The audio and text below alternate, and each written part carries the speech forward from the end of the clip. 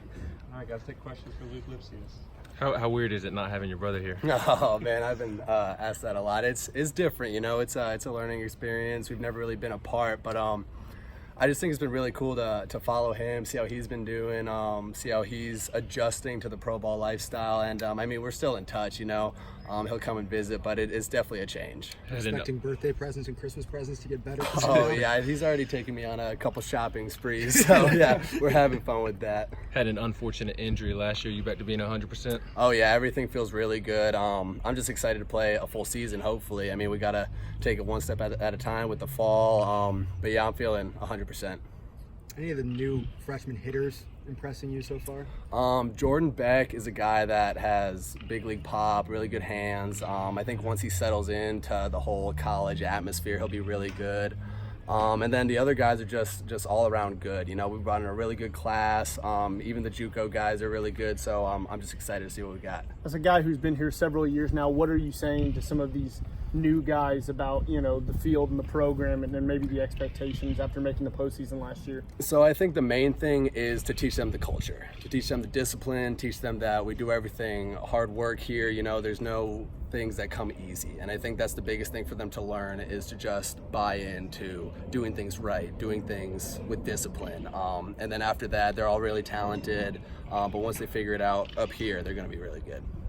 How do you describe kind of your journey back to the field from last season, having to sit there and deal with an injury while this team goes to the postseason, and now to come back, and now you want to do that, obviously? Yeah, so I mean, it was heartbreaking for me having to sit at home sometimes, watch on TV, and then in the stands for the regional, just because I wanted to be with my guys. Good thing I got to go on the field after we ended up losing in UNC, but yeah, I'm just ready. I think we're even better this year. We got a great staff. We got a whole bunch of athletes on offense, and I think it's going to be really fun, and I'm really excited to be there and hopefully win a bunch. I know it sucked sitting in the stands in Chapel Hill, but how motivating was that? Oh, it was fun. I mean, I always had a really good time just to cheer them on. You know, it's just different. But seeing us lose, knowing that I think we could have won, and so that really motivates me, and then motivates me to motivate other guys to get better and really be their best. Tony, any different, more intense now that you guys have reached a level and trying to go further? No, he preaches the same thing, you know, like no ceilings was our motto last year. I just think that he doesn't want us to set the standard too low. He always has super high standards and he expects every single one of us to live up to them. So I think he expects a College World Series every year, so that's what we're going for. What's the motto this year? Win. I mean, no ceilings. There hasn't been a defined one yet? Yeah, I haven't defined one. We'll figure it out once we get things going. Going off that, do you think there's like a sense of added confidence that this team knows how to not just win, but to get to the postseason? I think we've definitely figured out a little bit more how to win, how to play in the postseason, playoffs, all of that. And I think there's a good amount of returners that know what it's like, that can teach these freshmen our ways, and it's teaching them to stay humble but also confident, and that's just the hardest line to dabble with. Coach talked about Drew Gilbert's style on the mound. How would you describe it? Drew's a maniac. So yeah, he's crazy. He brings a lot of energy, but that's what we want. Guys that are super confident, just go out there and shove it up people's butts. That's his mentality, and we need more of that. We need that aggressive attitude that we're the best. But yeah. What are some examples of him being a maniac?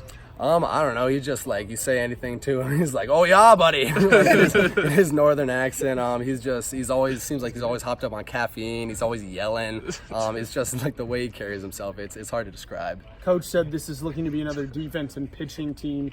Would you say that that's correct, or you're looking to improve on the bats? So I think we lost some pretty key pieces from last year's team, but I think our offense will be good enough to carry us because, like he said, our pitching staff is going to be unbelievable. Our defense, no thanks to Ross Kivett, our infield coach, is going to be amazing. Outfield, we got so many fast guys. Infield, like we're just a bunch of athletes, and we can all field really well. So yeah, I think we're going to be pitching and defense with an offense that can make some stuff happen. Take two more guys and get over and take some defense. Who are the leaders of this team? Me, Heflin, Redmond. Al is stepping up. and he's just got some time to go because this is his second year, and he's just kind of buying into the whole process too. I think he can be a really good leader. Gilbert, I think as a freshman he can lead. I've seen Jackson Leith taking initiative.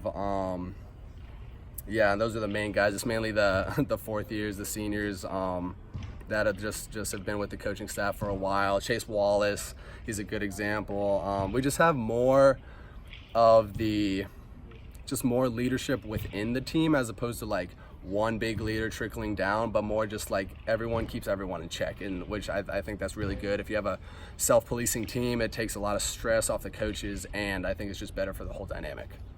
In terms of facing pitchers on the mound, who have been the most difficult guys to hit against? From our team? Yes. So I've never liked hitting against Crochet because as a lefty hitter, mid-90s lefty is just really hard to see. Redmond's got some deception. You got people like Chase Wallace, Elijah Pleasance, Colep, who are all like sidearm, just sinking 93. I think everyone on our staff has a really good chance to do some good against our offense, but I'm just excited to see what we got on both sides. Thanks, Luke. Appreciate it.